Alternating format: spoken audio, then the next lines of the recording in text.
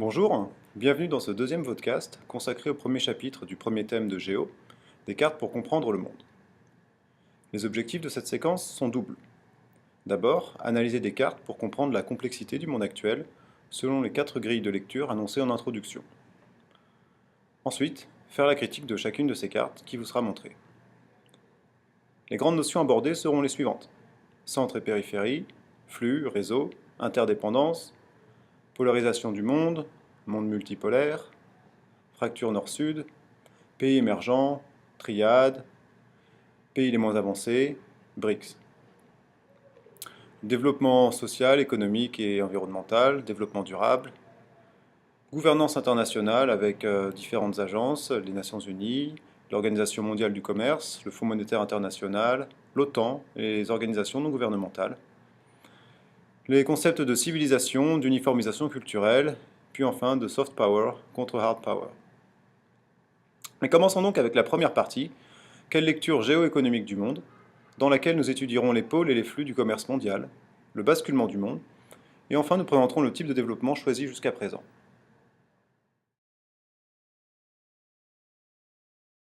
Cette carte montre le commerce de marchandises en 2004 avec ses principaux pôles et flux. La projection choisie ici est la projection polaire, ce qui est assez habituel pour montrer les flux à l'échelle mondiale. C'est aussi plus pertinent qu'une projection classique de type Mercator, car cette dernière couperait les flux en deux, comme par exemple entre l'Asie et l'Amérique du Nord. Deux types de flux sont figurés ici. Les flux interrégionaux, grâce à des flèches, quantifiées directement sur le fond de carte, et dont la taille est proportionnelle à la valeur du commerce en dollars. Les flux intrarégionaux, ensuite, sont représentés grâce à des cercles dont la taille est proportionnelle à la valeur du commerce en dollars. On peut comparer les valeurs du commerce interrégional et intrarégional grâce aux flèches sur le côté droit, représentant le commerce intrarégional. Les auteurs ont préféré ne pas les mettre directement sur la carte car cela aurait compliqué la lecture. Cette carte montre une intégration différenciée des régions à la mondialisation.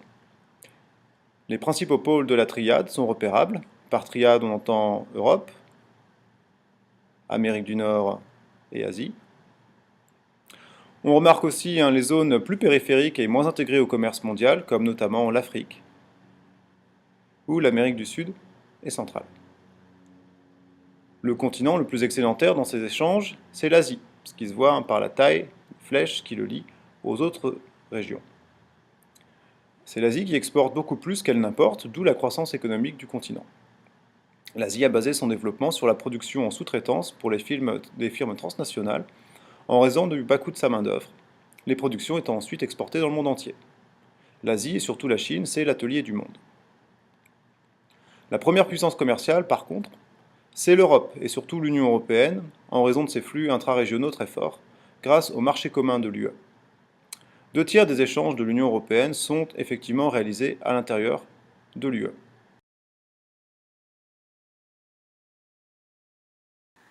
Passons maintenant à la carte des flux illicites.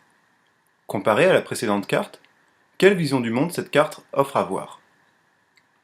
La première carte montrait les échanges légaux promus par l'Organisation mondiale du commerce et le libre-échange, tandis que cette carte montre une mondialisation négative et illégale, celle des flux illicites. Le sentiment de désordre défiguré vient renforcer cette impression. Ces flux ne sont pas quantifiés, car par définition, les flux illicites ne sont pas quantifiables statistiquement. Les principales directions des flux illicites sont les suivantes. On a surtout des flux du type sud-nord, notamment pour les drogues. Les marchés de consommation se trouvent dans les pays riches. Concernant les trafics de personnes, prostitution, migration, les zones de départ sont plus diffuses, mais les pôles d'accueil sont au nord en raison du meilleur niveau de vie. Ces deux cartes donnent à voir un monde interdépendant, expression de la mondialisation économique. Grâce à la mondialisation économique, en effet, le monde est interconnecté par un réseau de flux économiques et financiers. Les flux sont polarisés par 3 grands pôles qui dominent les échanges internationaux. On les appelle la triade, l'Europe, l'Amérique du Nord et Asie-Pacifique. Certains pays semblent à l'écart de la mondialisation et moins intégrés. Ils sont en marge des principaux flux, notamment les pays les moins avancés que nous avons vus sur la première carte, surtout en Afrique et un peu en Asie. L'UE est la première puissance commerciale au monde, grâce au poids de ses échanges intra-régionaux. Cette mondialisation s'inscrit dans la notion de modèle centre-périphérie. Le centre identifie une ou plusieurs régions et territoires dominants, moteurs. Les périphéries, quant à elles, identifient les régions ou les territoires qui sont dominés, qui dépendent des impulsions du centre. La mondialisation s'accompagne donc d'une intégration différenciée des territoires dans un monde hiérarchisé, mais où chaque partie du monde est dépendante de l'autre, que ce soit pour les importations ou pour les exportations. La mondialisation a donc deux faces. Une face légale, promue par l'OMC, l'Organisation mondiale du commerce, selon le principe du libre-échange, et une face illégale, polarisée par des zones de non-droit comme la Colombie, l'Afghanistan ou la Thaïlande pour le trafic de drogue par exemple. Passons à présent au B à propos du basculement du monde. Cette carte montre deux indicateurs complémentaires. Voilà la carte. L'indice de développement humain, IDH, qui croise des indicateurs comme l'espérance de vie, le taux de scolarisation et le revenu par habitant. Et puis, l'indice de Gini, qui mesure les degrés d'inégalité dans la distribution des revenus. Avec l'IDH, on remarque que les principaux États développés sont au nord. États-Unis, États de l'UE, Japon. Et donc, la majorité des États sont au nord, à part peut-être l'Australie, l'Argentine et le Chili. Et ce que l'on voit aussi, c'est que les principaux États à faible IDH sont au sud, notamment les États d'Afrique subsaharienne ou encore l'Asie du Sud. Conjuguer l'IDH avec l'indice de Gini est pertinent pour analyser le développement, car l'indice de Gini permet de nuancer l'IDH en montrant les inégalités. En effet, certains pays à fort IDH ont un haut degré d'inégalité, comme l'Argentine ou le Chili. D'autres en ont un degré moyen, comme dans l'Union européenne, ce qui nuance le niveau de développement à l'échelle nationale.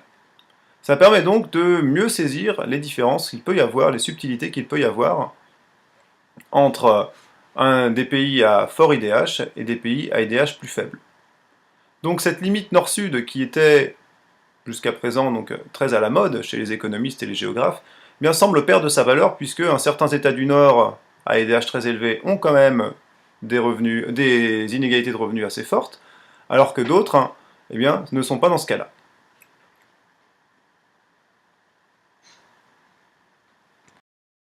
Passons à présent à cette autre carte intitulée « Pôles et organisations économiques vers un basculement du monde ». Les indicateurs et leurs figurés qui permettent d'identifier la triade ici sont les grands cercles, indiquant les PIB des 20 premières puissances, et le classement des 10 premiers contributeurs au Fonds monétaire international, essentiellement localisé en Europe, Amérique du Nord et Asie-Pacifique. Les pôles de la triade sont certes repérables, mais ne sont pas les seuls. En effet, les pays émergents comme les BRICS, Brésil, Russie, Inde, Chine et Afrique du Sud, viennent concurrencer la triade par leur PIB ou leur contribution au FMI. Le monde semble donc basculer d'une lecture tripolaire simple à une lecture multipolaire plus complexe. Il n'est plus dominé par la triade uniquement, mais voit l'apparition de nouveaux poids lourds régionaux un peu partout dans le monde.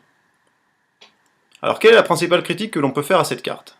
Eh bien, en regardant d'un peu plus près, il semble qu'il faut un minimum de connaissance des sigles et des acronymes pour pouvoir la comprendre. Vous avez probablement entendu parler du FMI, le Fonds monétaire international, dont le but est de promouvoir la coopération monétaire internationale, de garantir la stabilité financière et de contribuer au recul de la pauvreté. Le FMI prête de l'argent aux États en crise ou endettés afin qu'ils puissent rembourser leurs créanciers et que la confiance financière revienne dans ce pays. L'exemple de la Grèce en ce moment. Chaque pays doit contribuer à hauteur de ses ressources au FMI. On nous montre aussi les pays membres de l'OMC, l'Organisation mondiale du commerce, qui est un autre acteur majeur de la mondialisation. L'OMC fixe les règles du commerce international selon une logique capitaliste visant à détruire les obstacles au libre-échange et à la libre concurrence. Enfin, vous devez aussi connaître les BRICS, acronyme proposé par la banque Goldman Sachs depuis 2001 pour qualifier ces pays émergents, Brésil, Russie, Inde, Chine et Afrique du Sud depuis 2012. Par contre, qui connaît les CIVETS, acronyme proposé par la banque HSBC en 2010 et qui désigne la Colombie, Indonésie, le Vietnam, l'Égypte et la Turquie et l'Afrique du Sud. Ou encore les E7 ou Emerging 7, un acronyme proposé par le cabinet d'audit PricewaterhouseCoopers qui désigne les BRICS ainsi que le Mexique, l'Indonésie et la Turquie. Il semble que chaque grande institution financière veuille proposer son classement, bien que pour l'instant, seul l'acronyme BRICS se soit imposé dans les médias ou dans les programmes scolaires. La vision d'un monde polarisé autour de la triade et divisé entre un nord développé et un sud sous-développé devient obsolète sur le plan économique. Certes, l'Amérique du Nord, l'Europe et l'Asie-Pacifique constituent les trois centres majeurs qui polarisent les échanges à l'échelle mondiale. L'UE est d'ailleurs la principale puissance commerciale du monde par la force de ses échanges intrarégionaux, nous l'avons déjà dit. Dès lors, le développement paraît plus élevé dans la partie nord de la planète, comme l'atteste l'IDH. Cependant, la mondialisation des échanges et les stratégies économiques du XXe siècle ont contribué à diffuser le développement vers la partie sud du globe. Ainsi, la fracture nord-sud n'est plus pertinente pour comprendre le monde contemporain. Des pays du sud ont un fort IDH, comme l'Argentine, le Chili ou l'Australie, tandis que certains pays du nord, à fort IDH, comme les États-Unis, ont un degré d'inégalité assez important, ce qui nous permet de nuancer leur développement. Enfin, les anciens pays industrialisés de la triade sont aujourd'hui largement concurrencés par les pays émergents, notamment les BRICS, voire même dépassés par ceux-ci. La Chine est en effet devenue la deuxième puissance économique mondiale. Ainsi, bien que la triade concentre toujours plus de la moitié de la richesse mondiale, la croissance économique rapide des pays émergents dessine une économie mondiale multipolaire.